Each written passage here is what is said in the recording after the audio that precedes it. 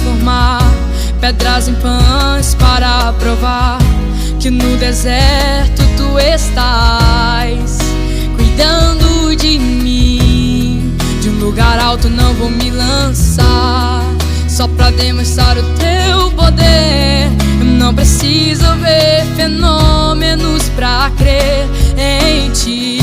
Não troco nossa comunhão pelo prazer de conquistar palácios, riquezas. Como um deserto isso vai passar, por isso resistindo estou.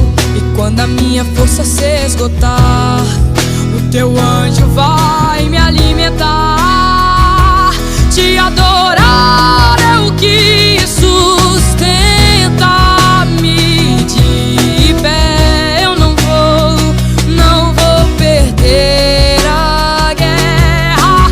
Te louvar em meio às tentações é mais que estratégia.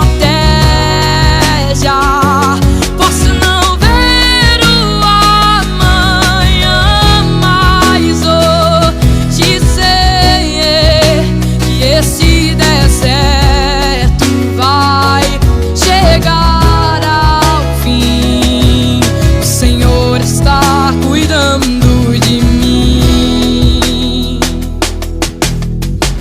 Eu não preciso transformar pedras em pães para provar que no deserto tu estás cuidando de mim.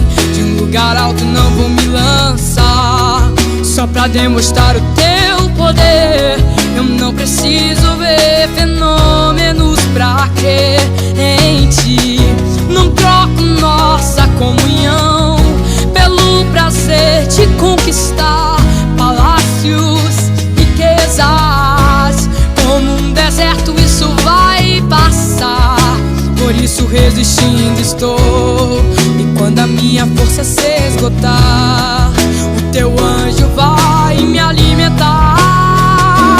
E te adorar é o que sustenta-me de pé. Eu não vou perder a guerra. Te louvar em meio às tentações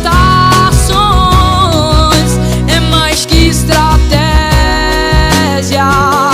Posso não ver o amanhã, mas hoje sei que esse deserto